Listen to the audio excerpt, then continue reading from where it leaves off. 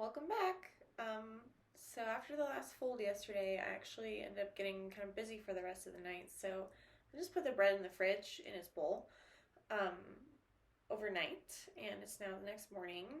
Normally we would be doing this step, an hour after the last fold or so, or like I said, whenever the dough is ready. But with as long as you understand fermentation and how to manage it, you can actually kind of do exactly what I'm doing and make it work for your schedule. Since sourdough moves kind of slow, by putting it in the fridge, that's my cat.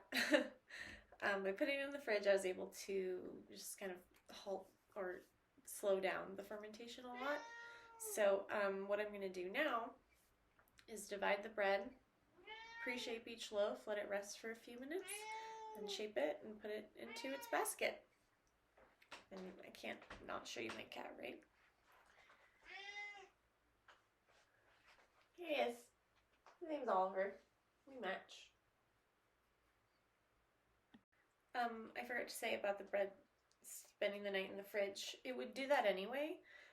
So if you shape it, after you're done folding, then at that time, once it's fully shaped in its baskets, you would put it in the fridge overnight anyways to ferment some more. Doing that step of letting the bread spend the night in the fridge is going to really help develop a nice sour, yummy flavor. So since my bread spent the night in the fridge in its bowl, once I shape it and put it in the basket, I'm actually just going to let it proof and bake it today.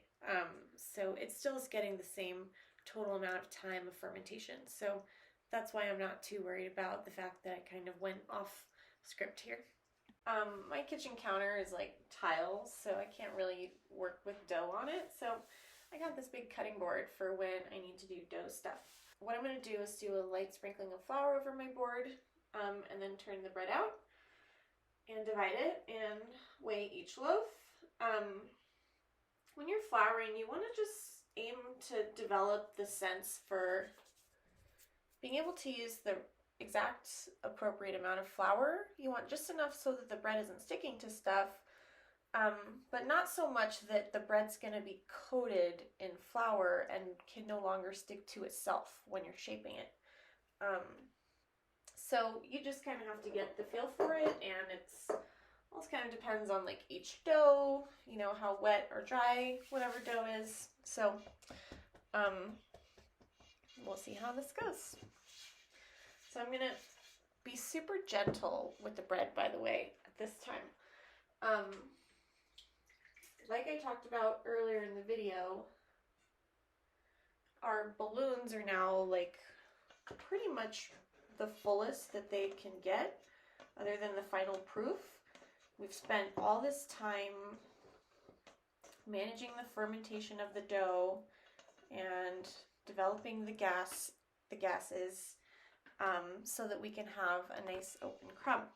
So I do want to be as gentle as possible with the dough right now. So I'm just kind of like gently working it out of the bowl.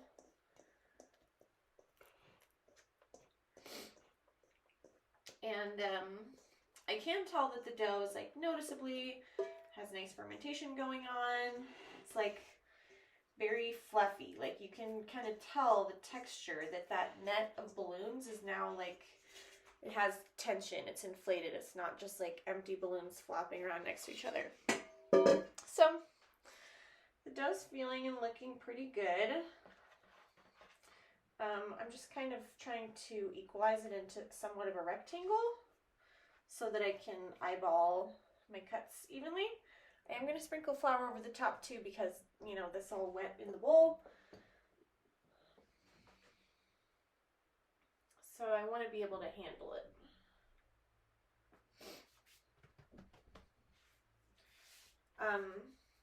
And whenever you feel like you're sticking to the dough, instead of dumping a bunch more flour on the dough, dip your hands in flour and then touch the dough, and that should help.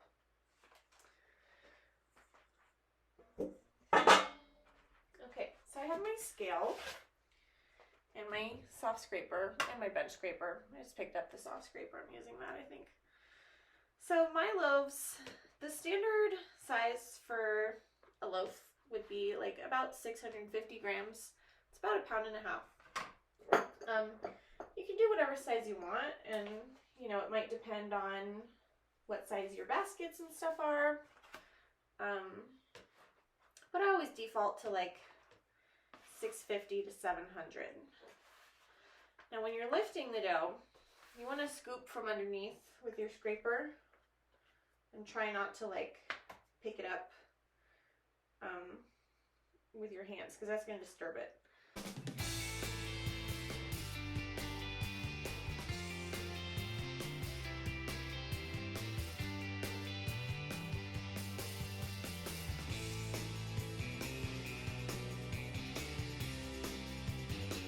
So for the pre-shape of each loaf, you want to have it in a roughly rectangular shape in front of you.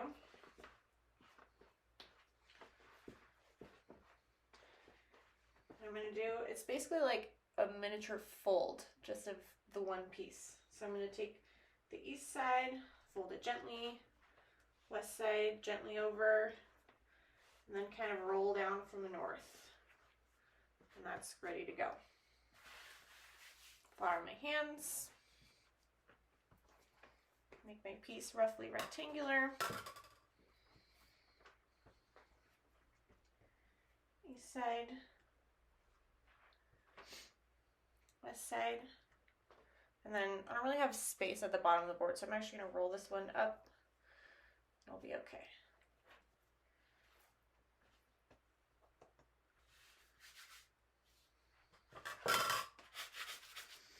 Dough handling is definitely a challenge. It's really a hand skill that will come with time. So if you're feeling like you're struggling and the dough's sticky and you're having a hard time, just, you know, get through it as best you can and keep making bread.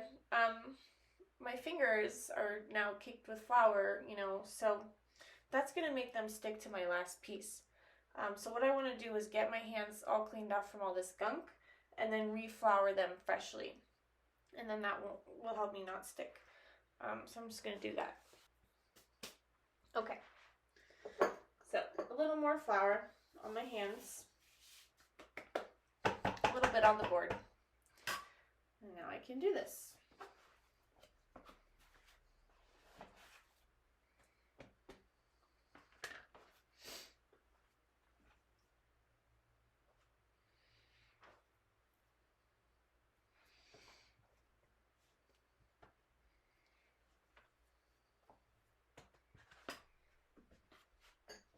Okay, so all three of my loaves are now pre-shaped. Since the dough is so relaxed, since it was in the fridge overnight, I don't think these need very long to rest. So I'm just arranging them. So I'm just going to give them 5 or 10 minutes.